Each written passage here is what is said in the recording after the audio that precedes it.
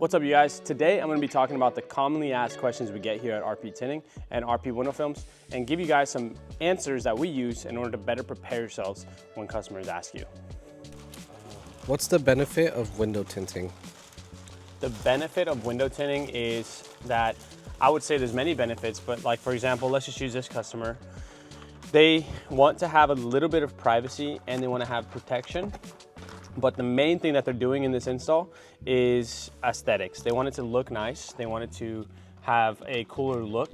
And that 50% window tint is a great example of a look that maybe not everyone likes, but on average, most people like a slightly tinted look. Gives you a little bit of privacy, but you know, it's not too dark. So aesthetics is a huge reason that people get their car's windows tinted. How long does window tint last? Window tint can last a long time if it's a good quality product, but it all depends on your state. Depends if you leave your car baking in the sun every day, if it's parked in the shade, if it's a high quality film. But on average, it should last, you know, from 8 to 12 years if it's a high quality film. But I know there are some films that have lasted longer than like 15 years. It'll stay on the car, it just won't keep its color for a very long time. So the goal is that it fades slowly so you get a high quality film.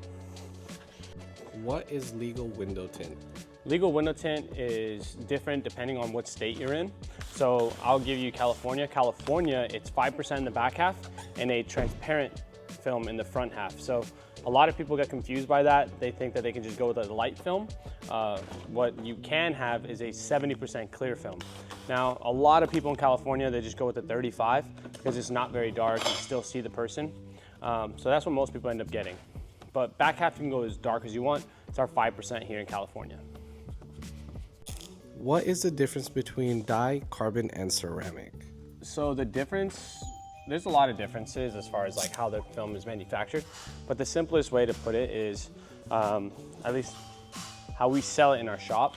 Dye is the lowest heat protection. It's more for aesthetics. It's not meant to last very long. Carbon and ceramic, those are more performance-based products. So carbon will block out more heat than dye, and ceramic will block out even more heat than carbon. So depending on your needs, is, you know, if you want a high-performing film that blocks out more heat, choose a ceramic or a carbon. If you look or just want pure aesthetics, then go with a dye product. How much does window tint cost? Window tint can range from let's just base it off this vehicle. So this car, for the full vehicle without the windshield, we charge $225 in our entry-level product, and our next level up would be $375, and our ceramic would be $475. So we have a 3-tier system. If we were to do our nano ceramic film that's releasing soon, it'd be around $650. If you add the windshield, windshields range from $100 to $250 depending on the type of film that you're using. So that's about the cost for a 4-door sedan. How long does it take to install window tint? So for someone that's just getting started, one window can take you 6 hours. But once you get to a level of like mastering installs and you have a plotter, every window can take like 5 minutes to 10 minutes. It's pretty fast, just depends on the complexity of the car. This car, 5 minutes, plenty of time to install, remove the panel, and be done. So just depends on the vehicle. Anything foreign, just always double the time is what I say. So, you know, if this normally takes me 5 minutes, a foreign vehicle could take me 10 to 15 minutes. So that's around the range. Can I roll down my windows after getting it tinted? So you technically can, but it's not recommended just because we install with the water and soap solution. And what that does is it causes moisture to be in the edges and the bottom of the seal. So when you roll up the windows up and down, sometimes it can cause those streaks, or it can cause the film to not to lift, like it can grab onto the edge and peel up. Normally we leave our cars outside parked for like 30 minutes or an hour, but it's just safe to not roll up the windows just because, or roll down the windows just because it's still wet and you need to let it dry. Some shops say it's fine. We recommend not to do it. Fully up to you, but I would highly recommend leaving them down for about 2 days. How do I clean my tinted windows? So to clean your tinted windows, you just spit on it. Saliva is usually the best thing to use. Just kidding. We personally recommend isopropyl alcohol, 96, 97 proof percent.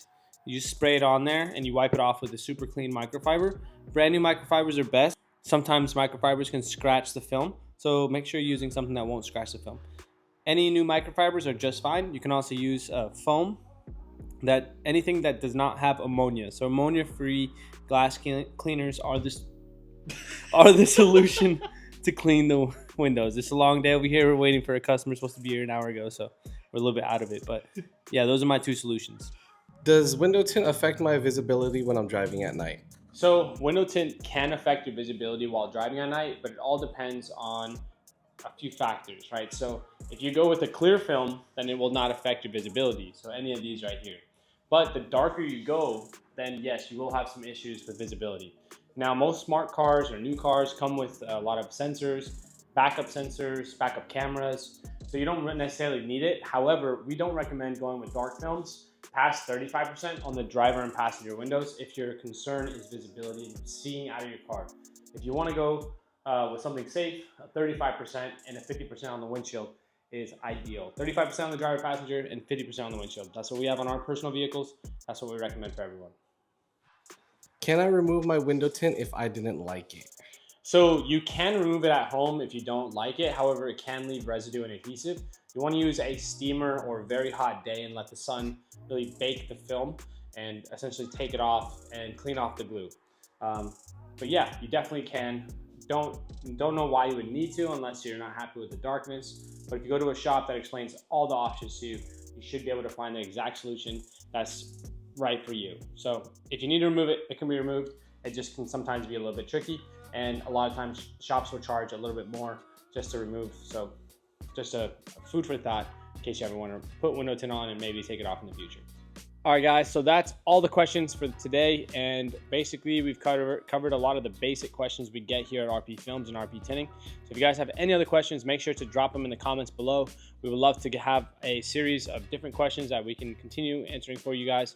So thank you, guys. Continue watching. Check out our YouTube channel if you haven't yet. And shop online at www.rpwindowfilms.com if you're looking for high-quality window films at a great price. See you guys in the next videos.